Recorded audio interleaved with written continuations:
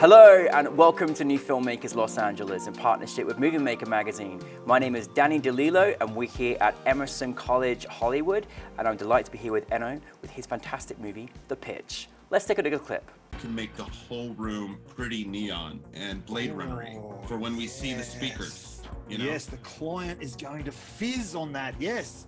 To understand what it means to be human, you have to feel like a robot. Oh, that is top notch. Stay up, be down, and defined. Say who you are, don't say a word. She has a jeweler's monocle and she's inspecting this glow-in-the-dark nugget. Oh, that's good because I actually do glow in the dark. Wait, what? Maybe she says something really profound. Cram from nothing, ready for anything. What we'll do is we'll put a nugget at the end of the lens and we're like pushing through a table. So then when she grabs it, she'll kind of go in and dip into a sauce and then... Yeah, but can we have all the sauces? It should be like dipping, nugget, dipping, eating, sauce, nugget, dip, sauce, drag, product, then the camera inside her mouth.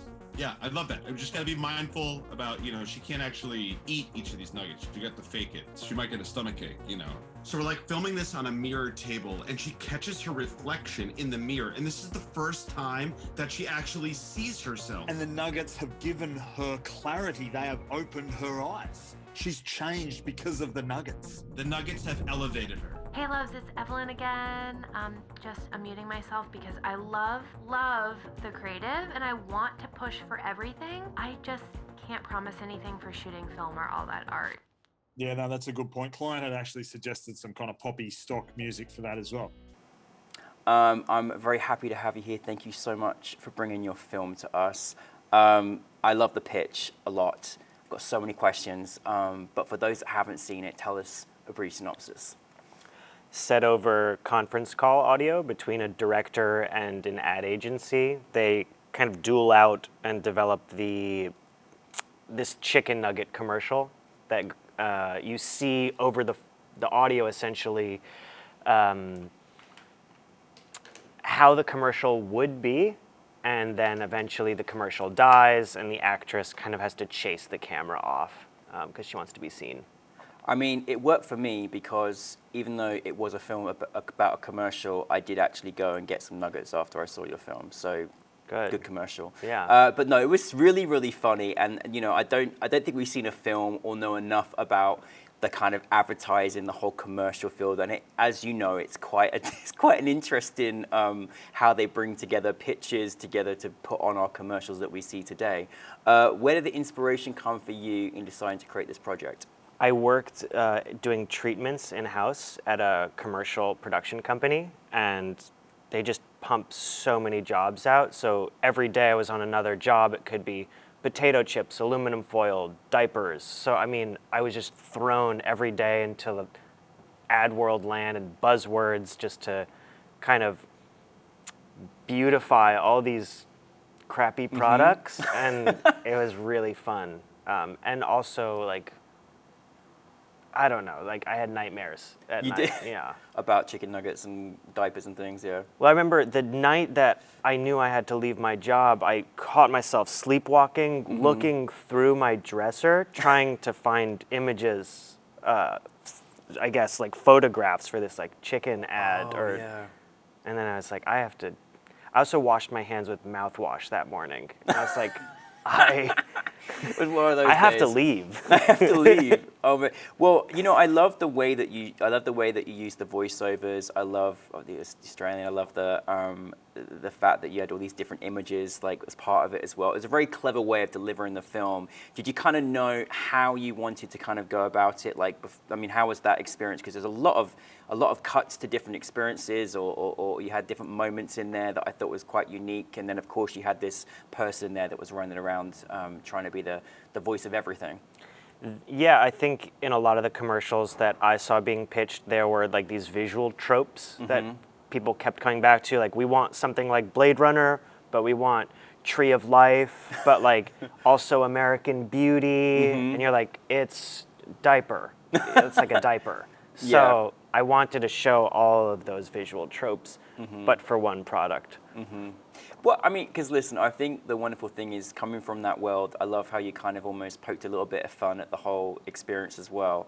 And there's some really good humor in there. Did you kind of how do you work with, firstly, your actors, and then how do you work with your voiceover actors as well? How was that kind of dynamic for you as a director?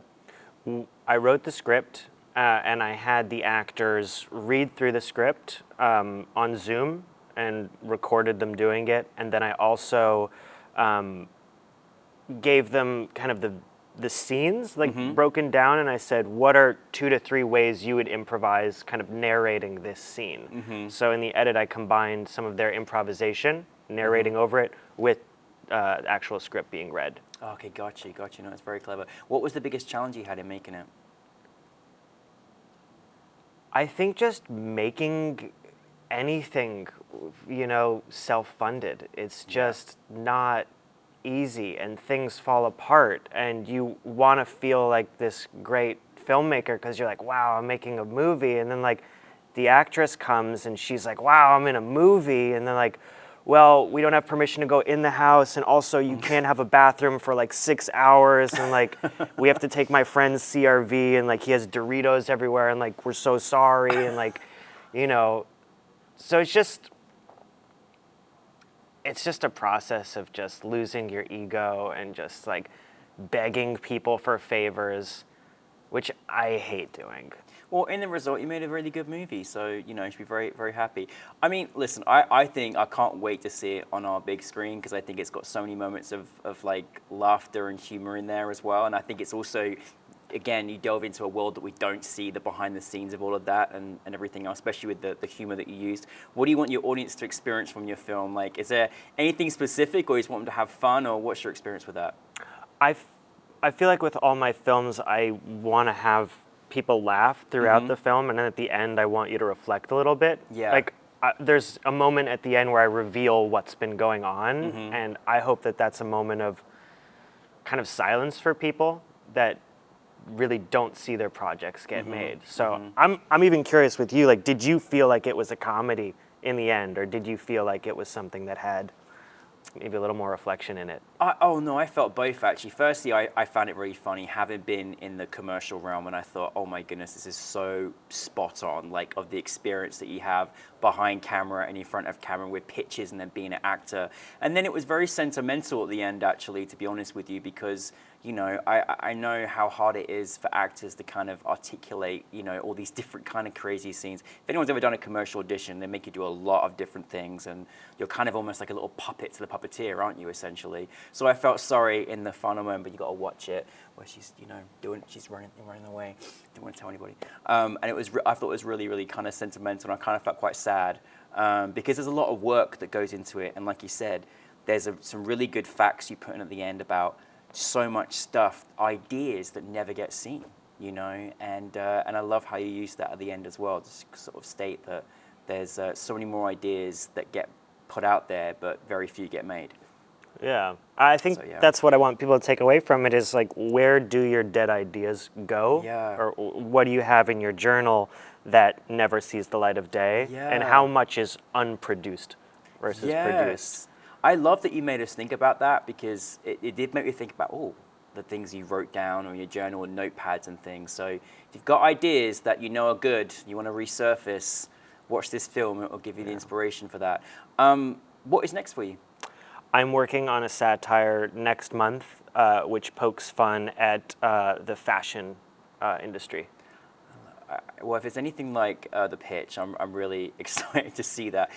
Do you enjoy? I mean, because I love satire. I love, I'm kind of from the British comedy farce world.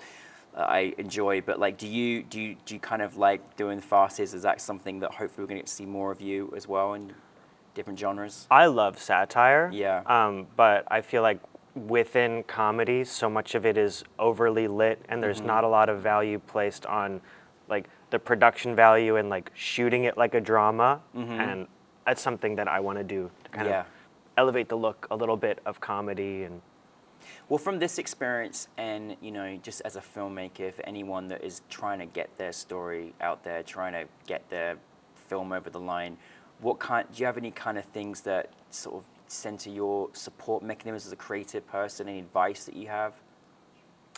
I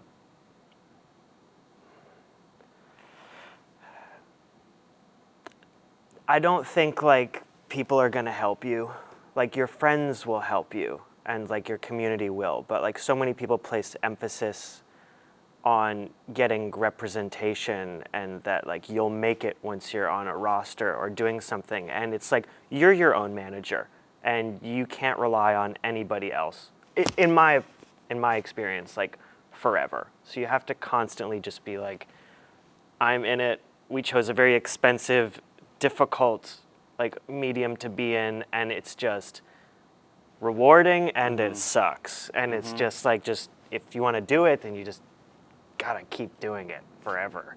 Forever, exactly. And I think sometimes you are the driving force. You are the own. Okay, don't upstage me. You are your own manager, and I think you have to be the driving force to help other people believe in your idea as well. So I think that's true. Well, I can't wait to see how you're going to poke fun at the fashion industry, but we're really looking forward to having the pitch at our festival. So thank you so much for bringing it to us, and we really appreciate you being here. So thank you very much. Yeah. Can I do one more advice thing? Of course, yeah. My reps will hate that Yes, I said tell that. it. I think it's important to not look at filmmaking from the glamour of it. Like, oh, let's use these big cameras, these toys, let's make something look like something else. I think people should spend a lot more time writing and understanding story mechanics and ideas than they should about toys and distribution and like the glamour of it. Yeah, because I like that. if you shoot like Blair Witch Projects, one of my favorite films, shot on a camcorder, great. Yeah. Super cheap. Yeah. And now you've got your iPhone, so iPhone movies. no excuses. Good iPhone movies. No excuses. Well, thank you for sharing that. It's really important advice as well, but really appreciate you being here, and we're ready for more satire, okay? Thank you. Thank you very much.